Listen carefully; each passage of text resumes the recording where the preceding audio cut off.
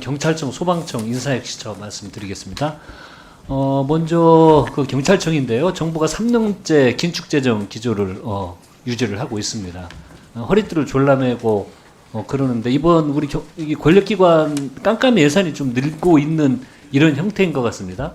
우리 경찰청도 보니까 정보 보안을 제외하고 특수활동비가 31억 원 있는데 제가 아까 우리 예산 관련된 유성권 의원님이랑 좀 확인을 해봤더니 입증되지 않는 내용들이 굉장히 많이 있다고 그렇게 이야기를 해서 이제 앞으로도 그 정보와 보안 관련해서는 정보위 소관이기 때문에 행안위에서 우리 위원장님이랑 좀 이런 걸 입증되는 이런 것들을 꼼꼼히 한번 들여다볼 필요가 있고 그다음에 나머지 그걸 제외한 행안부에서 논의할 수 있는 31억 원가량의 특수활동비에 대해서도 입증되지 않는 예산들은 앞으로 과감히 다 삭감을 해야 된다고 생각이 듭니다.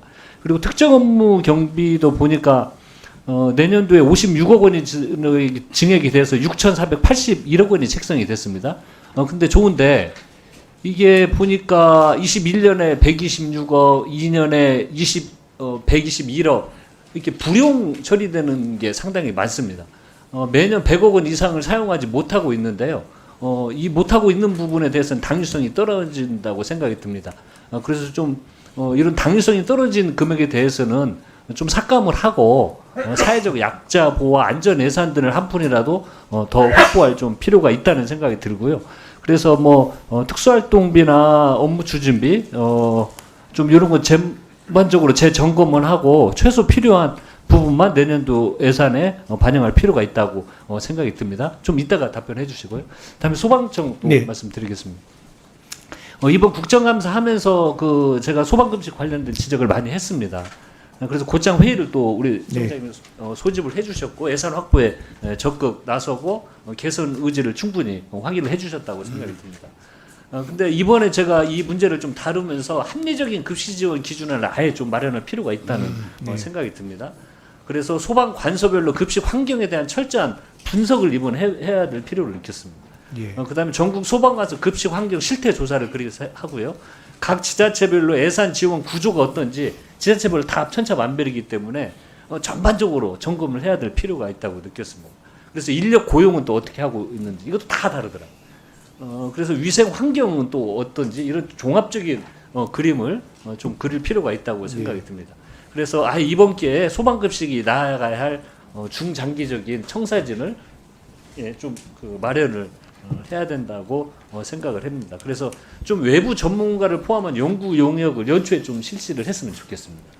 그렇게 해서 연구 결과를 기반으로 소방력을 저해하는 부실급식을 아예 좀 끝장내는데 용역을 좀 실시해 주시기 바랍니다. 끝에 좀 발언해 주시고요. 그 다음에 뉴라이트 인사혁신처 관련해서요. 네. 얘기해 주시죠. 국가공무원 인재개발원에서 윤석열 정부 국정철학 이해라는 교육과정을 진행하고 있습니다. 이거 통상적으로 다 좀 하는 것들인데 제가 좀 문제점을 느낀 게 이 윤석열 정부의 국정 철학을 설명을 해야 되잖아요. 좀 주요 국정과제라든지 이런 걸 좀 설명을 하고 이해를 구하기도 하고 이러한 국정 철학을 전반적으로 확대를 해야 될 필요가 있는데 근데 강사진을 보니까요. 어떤 사람들이 하고 있냐면 이충근 선임연구원은요. 이토 히로부미는 시대정신을 가진 지도자라고 주장하는 사람이 5번이나 강사로 초청이 됐습니다. 그리고 또 김용삼 전 대변인은 12.12 사태는 쿠데타가 아니고 합법적이라고 발언을 했던 사람이고요. 또 김영석 원장은 말할 것도 없고요. 하도 언론에서 48년 8.15가 대한민국의 시작이라고 이야기하시는 분이고요. 그런데 이 교육 과정에서 제가 이걸 어떻게 선발하는지 추천은 대체 누가 하는지 이걸 물어보니까 의원실에서 물어보니까 포털 검색으로 섭외했다고 이렇게 이야기를 합니다.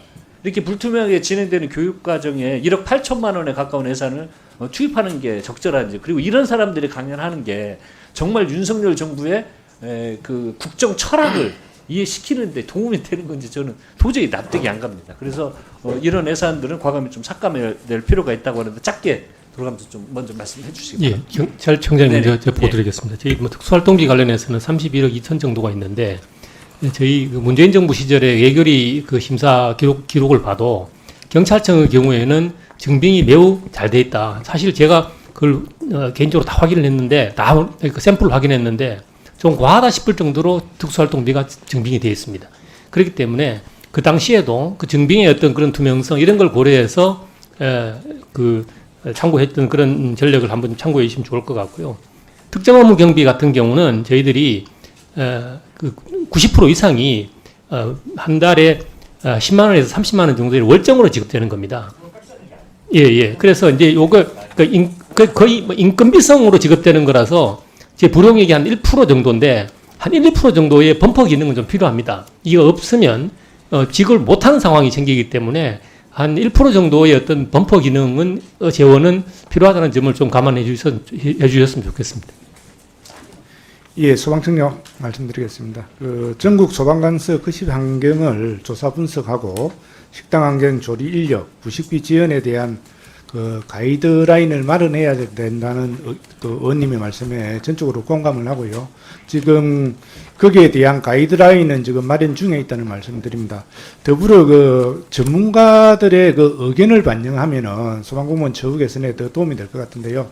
이번에 영육비 예산을 좀 반영해 주시면 저희들이 그걸 알차게 잘 사용할 수 있도록 이렇게 하겠습니다. 고맙습니다. 예, 의원님 국정 철학 교육 과정은 적극 행정이라든지 규제 개혁, 디지털 정부 등에 관한 교육도 포함하고 있습니다. 그래서 그런 부분은 꼭 필요한 예산이라고 보고요.